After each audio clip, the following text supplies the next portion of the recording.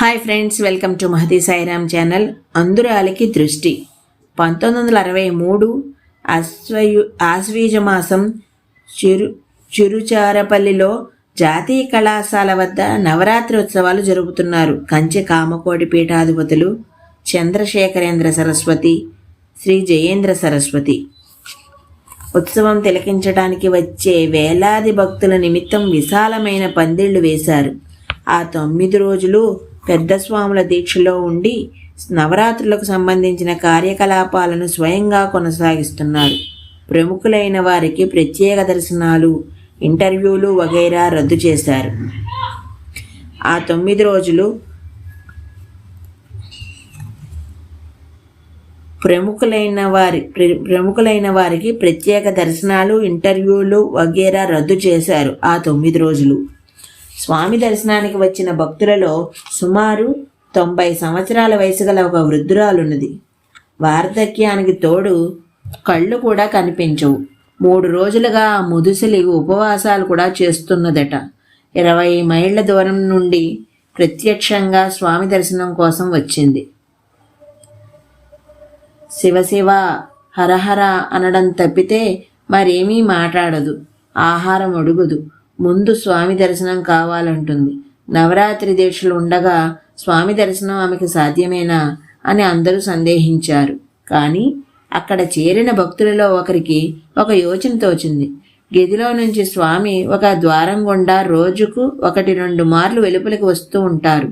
ఈ ముదుసలి ఆ వాకిలి పక్కన కూర్చోబెట్టాడు ఆ భక్తుడు. ఇహ అక్కడే కూర్చుని శివ శివ హర హర అంటూ తన హఠం సాగించింది ఆ భక్తురాలు.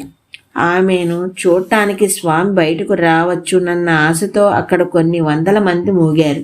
ఇంతలో తలవని తలంపుగా స్వామివారి శిష్యులలో ఒకరు తలుపు తీసుకుని వెలుపలకు వచ్చి వాకిలి పక్కన కూర్చుని జపం చేస్తున్న ఆ భక్తురాలను చూశాడు. చుట్టూ చేరిన వాళ్ళందరూ ఆమె కథ వినిపించారు ఆ శిష్యుడికి. శిష్యుడు గబగబా లోపలికి వెళ్ళి ఆ భక్తురాల సంగతి స్వామికి తెలియజేశాడు. మధ్యాహ్నం పూజ కాగానే పూజా మందిరంలోకి వెళ్ళబోతున్న స్వామి శిష్యుడు చెప్పిన వార్త వినగానే వెనక్కు తిరిగి వాకిలి తలుపు తీసి వెలుపలికి వచ్చారు. ఎర్రని ఎండలో శివశివ హరహర అంటూ కూర్చున్న వృద్ధురాలను చూశారు. ఏం పాటి, నేను నిన్ను చూడటానికి వచ్చాను. ఎంతసేపటి నుంచి ఇక్కడ కూర్చున్నావు అని అరవంలో అడిగారు స్వామి ఆ అవ్వను. ఆమెకు కాస్త చెవుడు కూడా ఉన్నందున చుట్టూ ఉన్న భక్తులు ఆమెకు వినిపించారు స్వామి మాటలు. ఆ మాటలు విని ఆ అవ్వ బిగ్గరగా అరుస్తూ, వచ్చావా నా దేవుడా, వచ్చావా నా తండ్రి, నన్ను దీవించడానికి కాసేపు నా ఎదుటనే నిలబడు, నేను నీ కాళ్లకు మొక్కాలి అన్నది అరవంలో. అవ్వా, నీకు చూపు లేదు కదా, ఎలా చూస్తావు నన్ను? పోనీ నీ దగ్గరకు వస్తే నీ మాటన్నా వింటాను. అట్లా కాదు, నేను చెప్పినట్టు చెయ్యి అన్నారు స్వామి ఆమెతో. ఆ ఎండలోనే ఆమెను కాస్త దూరంగా నిల్చోబెట్టారు. స్వామి ఆమె చుట్టూ ప్రదక్షిణం చేశారు. ఆ ప్రదక్షిణంలో 8 దిక్కులలో ఒక్కొక్క దిక్కులో ఒక్కొక్క క్షణం ఆగుతూ, నేను నీకు కనబడుతున్నానా, నన్ను నీవు చూస్తున్నావా అని అడిగారు స్వామి అవ్వను. ఆ నీ కాషాయ వస్త్రం కనిపిస్తున్నది, నీ చేతిలో నీ దండం కనిపిస్తున్నది అంటూ వరుసగా వర్ణించింది స్వామి రూపమంతా. స్వామి ప్రదర్శనం పూర్తి చేసేసరికి 20 ఏళ్ల కిందట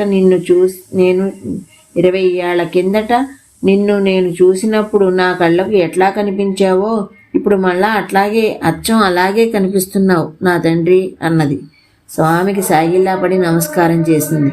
చుట్టూ ఉన్న భక్తులంతా ఆశ్చర్య సంభ్రమాలతో ఆ అందరాలి గురుభక్తిని ఒకటే పొగిడారు. స్వామి మహిమలు కొనియాడారు. ఈ రోజుకి ఇక్కడితో ఆపుతున్నాను. మిగతాది రేపు చెప్తాను. అంతవరకు ధన్యవాదాలు. అందరికీ ఎంఎస్ హ్యాండ్లూమ్స్కి తిరిగి స్వాగతం.